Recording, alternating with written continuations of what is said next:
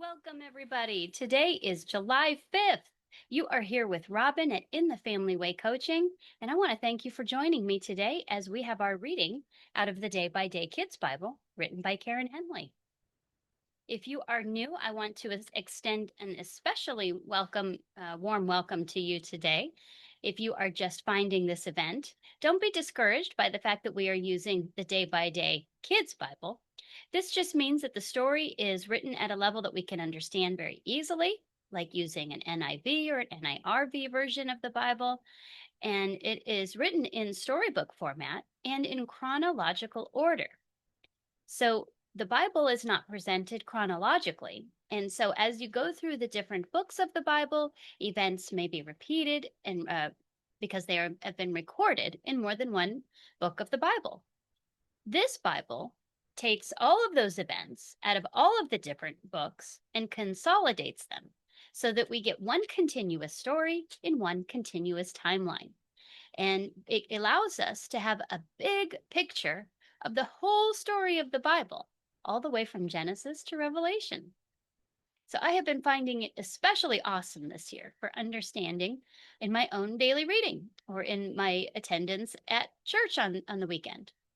Because now when we are talking about things, I know when it happened, especially since we are coming almost to the end of the Old Testament. So this has been great. I feel like I have a very comprehensive view of what is going on in the Old Testament. And I hope that you do too. And if you are just following in, then you are welcome to pick up any day. I have it posted all the way back from January 1st. So if you are trying to do a little bit of catch up or you just want to continue on, it's a little bit like a soap opera in that it's a continuing story. So it doesn't matter where you pick up, but I do have it available for every day this year. If you are following along on your commitment calendar, it doesn't matter whether you're in 2025 or in 2026 or in 2027, I have a calendar available for you to download at my site, and you can find that at inthefamilywaycoaching.com under the tab of Read the Bible in 1 Year. And I will have this month's calendar uploaded for you. And you can download that. It doesn't cost anything. You don't have to enter your email address. You don't have to subscribe to anything. This is just a little motivational tool to help you see your achievement and how far you have come and participated. And then when you get through at the end of the year, you will have a full calendar of having read the Bible this year. So thank you for joining me, whether you are here watching on video or whether you are listening on your favorite podcasting app. If you are not sure where all to find this and you would like to try a different place to watch or listen, I want to make you aware that this is on Spotify, Apple Music, Amazon Music, YouTube Music, YouTube, Pandora, iHeartRadio, Podbean, Podcast, Overcast, and Castoff. And I have it everywhere I could possibly think of. So if you use one of those apps and it would be easier for you than how you are finding this event, click on over there, head it out. It's over there for you. I also have it on my site so that you can click down under that heading of Read the Bible in 1 Year and choose whether you would like to watch or listen. So I have that as many places as I could think of there for you. We want to be sure we are spreading the word about reading God's word. So I'm trying to make God's word accessible anywhere and everywhere for you guys. And if you know of somebody who would be interested in following along with this event, please share it. There's sharing is caring, as we say. And we are looking to spread the word about reading God's word. That is the most important thing here. So we are going to head into our reading for the day. We are covering in the book of Jeremiah, as well as getting some of our reading from 2 Kings and 2 Chronicles. Our first section comes from Jeremiah chapter 38 and 39, and it's entitled, A Muddy Well. Jeremiah told people these words from God. If you stay in the city, you will die. You will die fighting. You will die of hunger. You will die of sickness. But if you go out to Babylon's army, you will live. Some of the king's men heard what Jeremiah was saying, and they told the king about it. They told the king and said, "He should be killed. He is making our army feel bad. He is making the people feel bad too, and he's not thinking about what's good for the people. He is thinking about what's bad for them." "Take Jeremiah," said King Zedekiah, "and do whatever you want. I can't stop you." So they took Jeremiah, and they put him in a well in the guard's yard. They let him down into the well by ropes. There was just mud at the bottom, and Jeremiah sank down into the mud. But a leader at the palace heard about it, and he was from Cush, which is Ethiopia. He went to see the king, and the king was sitting at the gate. "My king," said the man from Cush, "these men have been mean. They put Jeremiah into a well. He will die there when we run out of food." "Get 30 men," said the king. "Pull Jeremiah out of the well so he won't die." So the leader from Cush got 30 men, and then he went to a room in the palace. He got some old rags and clothes, and he tied ropes to them. He let them down into the well. "Put these old rags and clothes under your arms," said the man from Cush, "and that way the ropes won't hurt your arms." Jeremiah put the old rags under his arms, and then he put the ropes under his arms. The men pulled him out of the well. Then Jeremiah stayed in the guard's palace yard. King Zedekiah asked Jeremiah to come and see him again, and they met at one of the doors to the worship house. "I have something to ask you," said the king. "Don't keep any secret from me." "If I answer you, you will kill me," said Jeremiah. "Even if I tell you what to do, you won't listen." But King Zedekiah promised, "I won't kill you. I won't give you to the people who want to kill you." So Jeremiah spoke these words from God. "If you give up to Babylon, you will live. But if you don't give up to them, you won't live. Babylon will take over the city. The people will burn it down, and you won't get away." "I'm scared of our Jewish people who are fighting with the Babylons," said the king.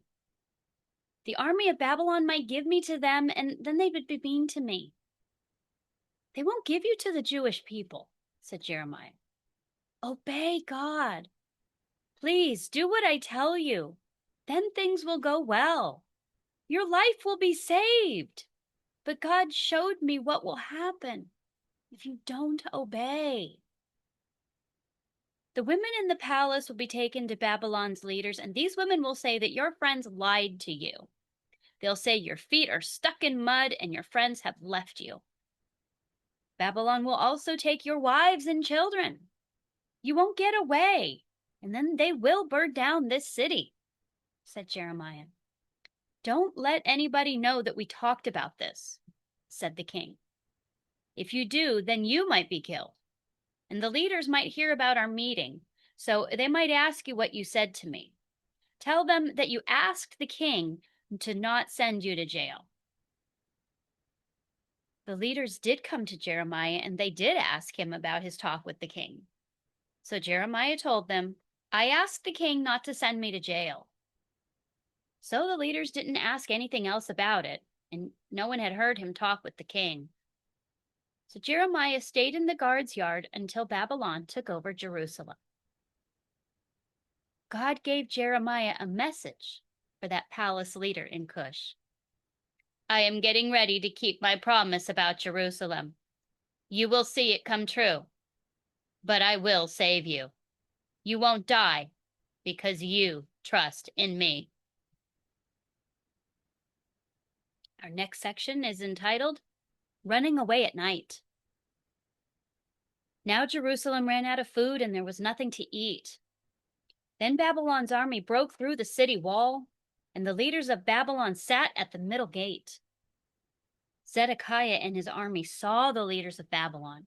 So Zedekiah and his army ran. They left the city at night and they went through the king's garden. Then they went through the gate between the two walls, and they headed for the Jordan Valley. But Babylon's army chased them, and they caught up with them. King Zedekiah was taken to the king of Babylon, and the king of Babylon killed his sons. Then he put out King Zedekiah's eyes, and he put metal chains on Zedekiah and took him to Babylon. King Zedekiah was in jail there until he died. The army of Babylon set God's worship house on fire. They burned down the palace and all the houses. They burned down every important building. They broke down all the city walls. Babylon's army took the priests and the leaders. They took them to the king of Babylon, and he killed them. Babylon's army broke the things at the worship house. They took all the metal to Babylon. They took all the pots and dishes too, and they took things that were gold and silver. Babylon's army took some of the poorest people and the workers, but they left some of the poor people there. These people didn't own anything, so the captain of Babylon's army gave them fields. Then the people of Judah were taken away, and they were taken to Babylon. The king of Babylon chose Gedaliah to be in charge of Judah, and the king also gave his captain orders about Jeremiah. The king said, "Take care of Jeremiah and don't hurt him. Do whatever he asks you to do." So the captain took Jeremiah out of the guard's yard, and Jeremiah was in chains. He was with the people being taken to Babylon. But the captain said to Jeremiah, "God told about this trouble, and now it has happened. God did what he said he would do. And God did this because these people sinned against him and they did not obey God. I'm going to set you free now," said the captain. "You can come with me to Babylon if you want to, and I will take care of you there. But if you don't want to come, you don't have to. Look, the whole land is here, so go wherever you want." Then the captain said, "Go to Gedaliah. He is in charge of Judah now. Live with him or live wherever you want." Then the captain gave food to Jeremiah. He also gave him a present. Then he let Jeremiah go. So Jeremiah got to go home. He got to stay with his own people who were left in Judah. And that's the end of our reading today. Wow, I feel like we have some good things that have happened here with Jeremiah finally being set free. And it was so good to see God taking care of Jeremiah. And it was so good to see the man from Ethiopia, or Cush, going to King Zedekiah and speaking up on Jeremiah's behalf. We see that the king, Zedekiah, he is not very strong in his character. He is not choosing to obey God, but yet he keeps asking Jeremiah, "What do I do? What do I do? What is God going to do?" And we see the consistency that God has. He is repeating again and again that he just needs to surrender to Babylon. And then he will live, and the people will live, and his family will live. But he doesn't have the strength to do so. He's choosing not to. And we see here that exactly what God said would happen happened. He was very much afraid and not very much of a leader of the people. He was more of a king by name, and he wasn't really seeming to be in charge. He even let the guards do whatever they wanted, or the people rather, not the guards particularly, the people who were complaining about Jeremiah. He let them do what they wanted, saying, "I can't stop you." And is that true? He was the king. He was able to stop them. He was the one who was supposed to be shepherding the people, leading the people.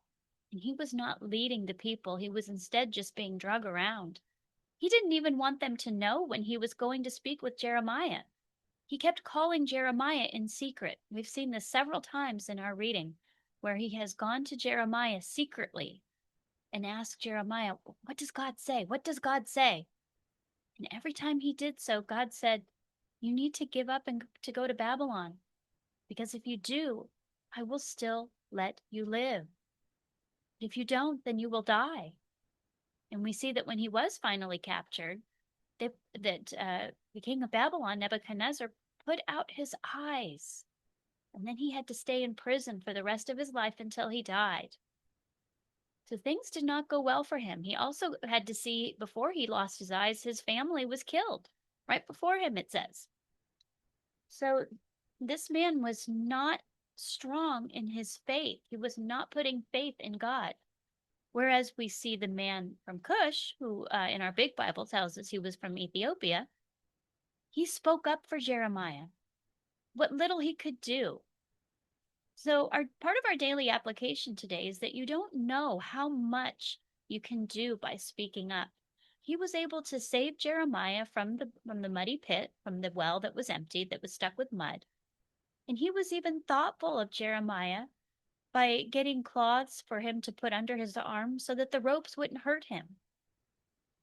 So I want us to be encouraged to step out of our comfort zone and speak up for people who may not have the ability to speak up for themselves. Jeremiah was a very faithful servant for God. He did everything he was supposed to do. He obeyed. He suffered the consequences at human hands for what he was doing for God. But we see that throughout it all, God preserved Jeremiah's life. God provided for him. In our big picture, let's look at Jeremiah's life. When there was famine, he provided supernaturally for him and a widow by having just enough for all of them. And there were widows all throughout, but God chose somebody to be his provider, that God would provide through for both of them. So he blessed that woman as well as Jeremiah by taking care of them. They didn't provide for themselves. Then God took care of Jeremiah throughout all of his life as he faced these many beatings and being in jail and having to be in the stocks. But throughout all of it, God still protected Jeremiah's life. And at the end, where we see that Babylon finally did burn down the city and the palace and the worship house, just as God said it would happen, God preserved not just Jeremiah's life, but he also protected the man from Ethiopia who stood up for him and spoke out for him. It does not tell us that God sent him specifically, but this man had faith in God and could see what was going on, and he stepped out and he spoke up and he made a difference right where he was. God put him there, and he used that opportunity to speak up and say something on Jeremiah's behalf. So wherever we may be in the world, whether it's at work or out in the world, it could be at home, wherever we are, we need to look at the situations and see what is happening that may be unjust, unfair. And we need to stand up and do what is right and not be afraid of consequences if we do. The king was afraid to step up and do the right things because he was afraid of even the fellow Jewish people who were now helping the Babylonians. He didn't want to be mistreated by them. And so he was constantly ruled by fear. Do you think it was easy for Jeremiah to do everything that he did? I don't think it would have been easy for me to do it, but he didn't allow fear to rule him.